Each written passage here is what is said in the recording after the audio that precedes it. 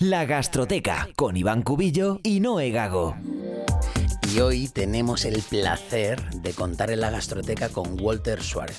Walter es graduado en fisioterapia, investigador en la Universidad Pablo de Olavide y en el grupo de trabajo de la Sociedad Española para el Estudio de la Obesidad, de Ejercicio Físico y Obesidad. Walter también es especialista en entrenamiento en obesidad y diabetes. ¿Me he dejado algo, Walter, por decir? Bueno, lo de siempre, aunque no lo suelo incluir en el currículum, yo estudié Derecho, originalmente. Que no la posición, sino la carrera. Sí, claro, de estas cosas que uno se equivoca en la vida, pero bueno. Bueno, bendita equivocación que te trajo al mundo de la fisioterapia y de la nutrición. Te quería preguntar, para no ser un hombre mitómano, levantas pasiones entre los compañeros de profesión. A cualquier persona que le he dicho que venías al programa se han vuelto como locos. ¿A qué crees que se debe esto?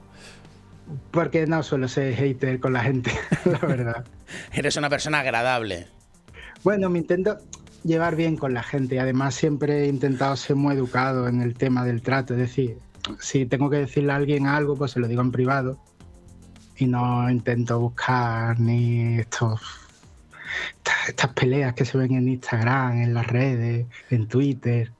Aunque eres un poco troll desde tu cuenta, con cosas como link en bio y luego no encuentras nada, ¿no? El curso de marketing famoso. Es que estas cosas me encantan. Broma. Claro, son bromas, pero para aquellos que no lo sepan, claro, dentro de un post serio, pues hay a lo mejor alguna mención a un curso de marketing que nunca existió o a una camiseta con una frase genial, pseudofilosófica, que no vas a poder conseguir desgraciadamente en el mercado, pero que yo te recomiendo, Walter, que las saque porque yo creo que van a ser un éxito. No, pero es una forma un poco de reírme de lo que vemos día a día en las redes, ¿no? Claro que sí. Que se le dan hay cosas que yo qué sé, que se ponen de moda y ahora todo el mundo hacerla y dice, pero alguien se ha podido pensar 5 minutos si tiene el más mínimo sentido el hacerlo, ¿no? Probablemente no. He de decir que una de tus últimas publicaciones es bastante sugerente, no porque hables de algún tema científico, sino por la foto que acompaña. Pero lo peor es que funcionó. Claro. Que es lo triste, que dije yo, vamos a ver cómo va esto. No creo que un perfil técnico, porque normalmente me suelo dirigir a más perfiles más profesionales, ¿no? Digo, la gente pues, le dé la mayor importancia, ¿no? Fue desgraciadamente un éxito. Todos somos humanos, Walter, hasta la gente que se dedica a ciencia. Te quería preguntar, ¿cómo evitamos que una sociedad sufra de obesidad? Ya retomando un poco, es una pregunta fuerte. Bueno, básicamente, y no solo obesidad, sino entraríamos en todas las enfermedades que hablamos del siglo XXI, ¿no? Obesidad, diabetes, cáncer, básicamente cambiando el modelo de sociedad que tenemos. ¿Qué entendemos por cambiar el modelo de sociedad? Mira, normalmente, y esto es un error muy común en las redes sociales, cuando hablamos de alguna enfermedad o condición, porque también puede ser una condición como es la obesidad, siempre apelamos al cambio personal, a la vía personal. Tú puedes, tú vas a hacer esto, lo otro, pero en salud sabemos que existe una serie de determinantes que llamamos determinantes sociales de la salud que nada tienen que ver con el individuo. Es decir, el que te hayan dejado en paro o no, lo que hemos visto en la COVID de todos a casa y no podéis hacer absolutamente nada, es decir, una serie de condicionantes que no dependen de la persona. Entonces, si le decimos a la gente, oye, tienes que comer mejor, tienes que entrenar, moverte, tener menos estrés, pues dice, es que a lo mejor necesito otro trabajo, más dinero, más tiempo libre, que yo qué sé, a lo mejor, como dice un amigo mío psicólogo, es que tu problema es que tienes un jefe de mierda. Es decir, yo te puedo ayudar, pero es que tienes un trabajo de mierda.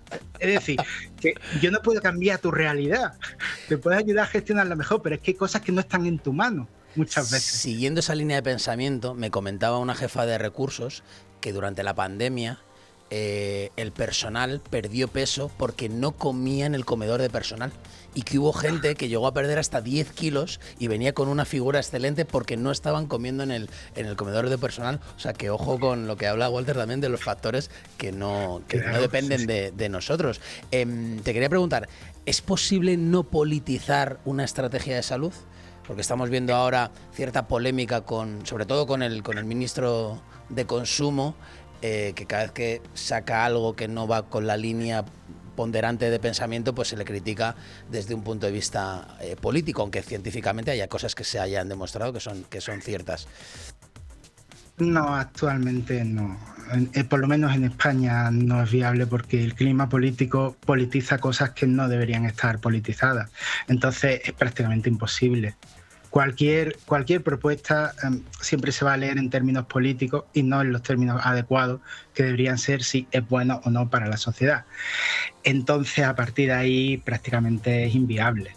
Por eso digo que también cambia la sociedad. Es decir, como empezamos a tener otra consideración de lo que es hacer política, claro, al final hay cosas que no van a seguir para adelante por esa misma cuestión. Totalmente de acuerdo. Me gustaría tocar el tema de la gordofobia, y que es un tema que también está, voy a decir mal dicho, de moda, pero que también está siendo un tema polémico. ¿Se está malinterpretando el movimiento de la gordofobia? O sea, ¿se malinterpreta a esos divulgadores que defienden que la obesidad es un factor de riesgo? O sea, ¿se están mezclando términos? Se está mezclando todo. Yo creo que el problema de hoy día es que hay poca claridad con lo que se expone y cómo se exponen las cosas en general, me refiero. Lo primero que tendríamos que considerar es saber si la obesidad es una enfermedad o es una condición. Y a partir de aquí, de esa interpretación, podríamos sacar muchas conclusiones. Independientemente de que sea una condición o sea una enfermedad, todo el mundo tiene derecho al mismo respeto, al mismo trato y, por supuesto, a no sufrir ningún tipo de discriminación. Eso creo que nadie estaría en contra, y que obviamente las redes sociales no son el ejemplo de buena ciudadanía y buena convivencia a ningún lado, y de hecho redes como Instagram precisamente son de lo peor en ese sentido, porque buscan ideales de belleza inalcanzables para el 95% de la gente, más el uso de filtros, más. Ahora, aquí tenemos un problema. Podemos hablar de gente que sí es una condición y podemos hablar de gente que sí tiene una patología crónica que desgraciadamente va a tener muchos efectos deleterios en su salud. Pero claro, nos encontramos ante la dificultad. Entonces, ¿prevenimos o no prevenimos la obesidad en niños? Claro. Si no pasa absolutamente nada, no pasa nada tampoco en ninguna fase etaria. Entonces nos metemos en un ámbito gris de quizá algunos movimientos se están pasando de frenada y otros van demasiado extremistas. Claro. Entonces habría que encontrar un término medio y decir, oye chicos, vamos a ver, si una persona pesa 20, 30 kilos más de un peso genérico que no va a ser igual para todo el mundo, obviamente su sistema va a tener una serie de adaptaciones. Habrá gente que lo lleve bien y su metabolismo funciona genial, y habrá otra gente que no lo lleve bien, o habrá gente que lleve años no llevándolo bien, o habrá gente que acaba de llegar a ese punto. Entonces ahí tenemos las diferencias. No es lo mismo alguien que ahora tiene obesidad a quien lo lleva teniendo 30 años. Entonces, cuando hablamos de condición o enfermedad, tenemos que empezar a pensar esos factores. Cuánto tiempo, cómo estás, cómo no estás, más todo lo que le rodea. Y a partir de ahí, entonces, poder hacer un debate un poquito más serio. Decir que la obesidad es una enfermedad siempre, como decir que nunca lo es estúpido. Claro. Porque es ignorar la diversidad y las manifestaciones que puede presentar una persona, precisamente ese concepto. Entonces yo creo que en las redes, muchas veces, como se tiende a la polarización y a lo sentimental y visceral, hay poco espacio para un debate serio y aséptico, de decir, oye, mira, yo no voy a intentar ni convencer a nadie, vamos a hablar de datos y punto. A partir de ahí, que cada uno haga lo que quiera. Claro, el problema de la obesidad es que, siendo enfermedad, se nota. No como la diabetes, no claro, como otra. Y eso ya también parte de una base, una precondición de cierto rechazo social, incluso en el ámbito clínico, ojo. Sí. Que los sanitarios tampoco están exentos de no tener cierto rechazo y de culpa tuya. Pero claro, si hablamos de enfermedades sociales, y lo que yo he dicho de la vía individual no tiene sentido si no cambiamos todo el modelo de la sociedad, también pensar en la fuerza de voluntad es absurdo en términos biológicos. Con lo cual, estas enfermedades son manifestaciones de un ambiente erróneo y personas con susceptibilidad. Con lo cual, si apelas a la vía individual y a la fuerza de voluntad, es que no estás entendiendo cómo funciona la genética ni la biología en los humanos. O piensas que todos los actos son conscientes. Yo como conscientemente. Y tú dices, claro, si tú te lo crees, me parece genial. Madre mía, la reflexión de Walter. Me queda absorto, se nos pasa el tiempo, tenemos que hacer una pequeña pausa. Está siendo una locura escuchar a Walter hablar. Hacemos una pequeña pausa y seguimos conociéndole mucho mejor. La Gastroteca, con Iván Cubillo y Noé Gago. Y seguimos con una entrevista que está siendo una auténtica maravilla. No os perdáis lo que viene ahora. Te quería preguntar, Walter, ¿hay divulgadores o científicos que divulgan desde un pedestal en redes sociales? O, sí. Bueno, donde sea, pero en redes sociales es lo que nos ocupa. Sí, claro. Normalmente también en redes sociales que la notoriedad de una persona muchas veces no tiene nada que ver con su currículum, ni académico ni científico.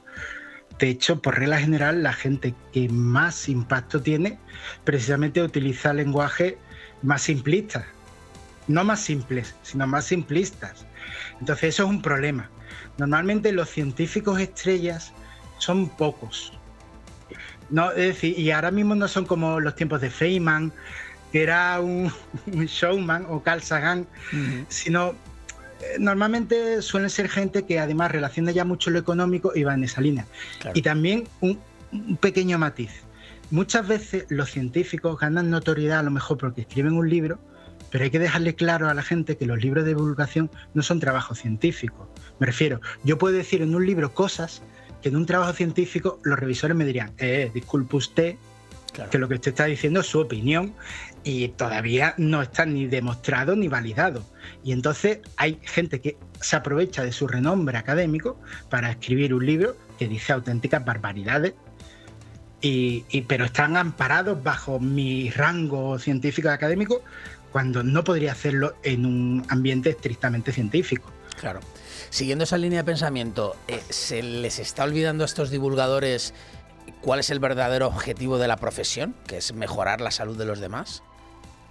Bueno, eso también es un problema. ¿Por querer transmitir un mensaje o por querer vender un libro, poniendo ese ejemplo? Bueno, esos son dos problemas que van relacionados. En la ciencia hay un problema de que prácticamente todos los investigadores están obligados a una producción científica absurda. Es decir, que si se pregunta, ¿qué es lo que queréis? ¿Publicar? No, conocer el mundo. Es verdad, eso también, ¿no? Que es un chiste que vi en un blog de ciencia. Y también el tema de... Claro, el problema de las redes sociales es que si tienen influencia, tienes que crear filtros para ti mismo. No existen, salvo los que tú te quieras imponer. En una publicación científica están los revisores. Pero cuando tú hablas a la gente te tienes que poner filtro y tienes que saber que tus palabras pueden ser consideradas como algo serio o como la verdad. Entonces se piensa, creemos, parece que, es posible que... No, esto es veneno. Ostras, pues acabas de crear una contradicción en sí misma en lo que es la investigación. Claro. Porque acabas de elevar a categoría de... Es como si yo digo, la fruta es veneno. ¿Vale? Pues cuando llegues a los zumos ya te has quedado sin adjetivos.